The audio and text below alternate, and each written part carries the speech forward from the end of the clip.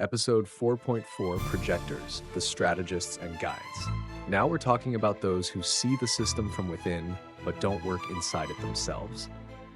Yes, projectors are observers, strategists, and managers. They don't generate energy, but they know how to direct it. So they're like coaches in sports, pretty much. They don't run on the field, but they understand how to build the game. So they're leaders?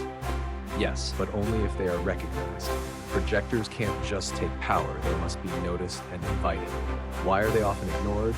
Because they aren't designed to take action, and people tend to value those who actively do things. But if they don't do anything, what's their purpose? They see what can be improved and how. So, if I were a projector, I wouldn't work with my hands, but instead help others work better? Exactly. And what if a projector acts without an invitation? Then they simply aren't heard. People feel like they are being told what to do, even if the projector is saying the right things. What should they do then? Wait for the invitation. That's the only way their brilliant insights will be accepted. And if the invitation never comes, then it's better for them to focus on themselves. Projectors are some of the wisest people, but their potential is only unlocked in the right environment. How do they know where they belong? By feeling the energy. If a projector is surrounded by ungrateful people, they burn out. Which famous people were projectors? Steve Jobs, Carl Jung, Salvador Dali. How did that show up in their work? Jobs didn't build computers, but he saw how the product should be. So he wasn't an engineer, but a visionary. Exactly. He waited for the right people to bring his ideas to life. So if a projector doesn't wait for an invitation, their ideas just won't work? Yes. And if they try to lead generators without being asked, the generators simply won't listen. How should people interact with a projector? Wait for them to speak first. Don't expect energy from them, but listen when they offer solutions. Okay, so if I meet a projector, I should ask for their opinion rather than waiting for them to start giving advice? Exactly, and then they'll show you what you can't see yourself.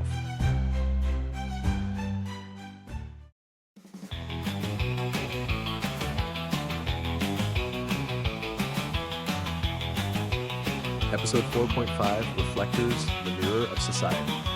Now let's talk about those who don't generate energy, don't direct it, but simply reflect it. Yes, reflectors are the rarest energy type. They don't have a fixed nature and completely depend on the environment they are in. Like chameleons? Exactly.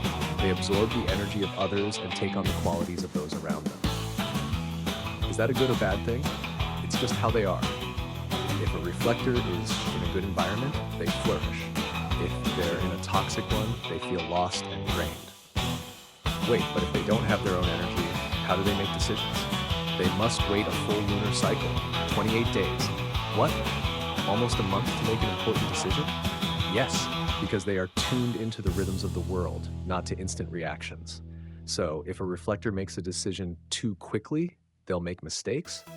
Exactly. They can't rush. They need to observe, compare, and analyze. That sounds incredibly inconvenient. It is, but it's their nature. What are their strengths?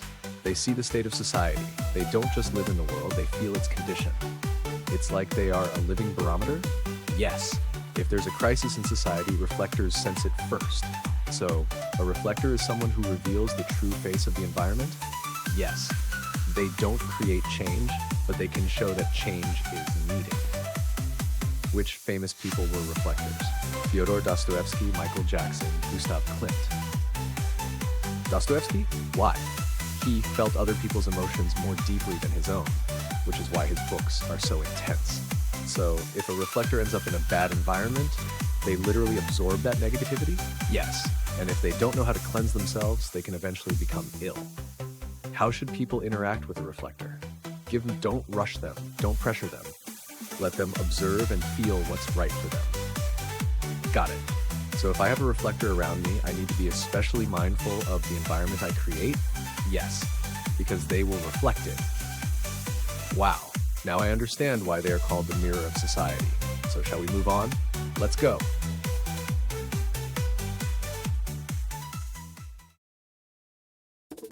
Episode 4.6, Profile, Your Role in the World. We've covered energy types. Now it's time to understand what role each of us plays in this world. Yes, energy type shows how you act, but your profile reveals your path and role in society. So if energy type is the engine, then profile is the route? Exactly. Your profile consists of two numbers. The first number is your conscious role. The second is your unconscious nature. What are the different profiles? There are 12 profiles made up of 6 lines. 1. Investigator, seeks knowledge, digs deep, dislikes uncertainty. 2. Natural talent, intuitively grasps things but doesn't like being taught. 3. Experimenter, learns only through trial and error. 4. Opportunist, builds everything through social connections. 5. Heretic, people see them as a savior but often project unrealistic expectations onto them. First lives like a third line, experiments and mistakes, then observes, and after 50 becomes a wise mentor. So the profile is how I interact with the world? Yes, for example, if your profile is 1/3, you will always dig deep into things, but also learn through mistakes. And what if it's 4/6? Then you will build your life through friendships and connections, but later step back and become an observer and a guide. I have a 3/5. What does that mean? You are an experimenter heretic. Sounds cool. The first number is your conscious path. You only learn through personal experience. No instruction manual will help.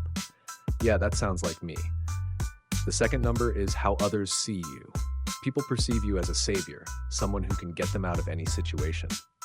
And if I don't meet their expectations, then they get disappointed.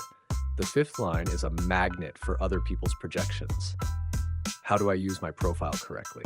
The 3rd line tells you don't be afraid of mistakes, learn from them. And the 5th line, remember that not all expectations need to be fulfilled. People may see you as a hero, but you don't have to save everyone. So basically, I need to be myself and not fear trying new things. Yes, your path is to explore, fail, grow, and share your experiences. The BodyGraph really explains behavior? Yes, it's not a destiny, but an instruction manual on how to play to your strengths. All right, what's next? Next is authority and strategy. Sounds serious, but first, T.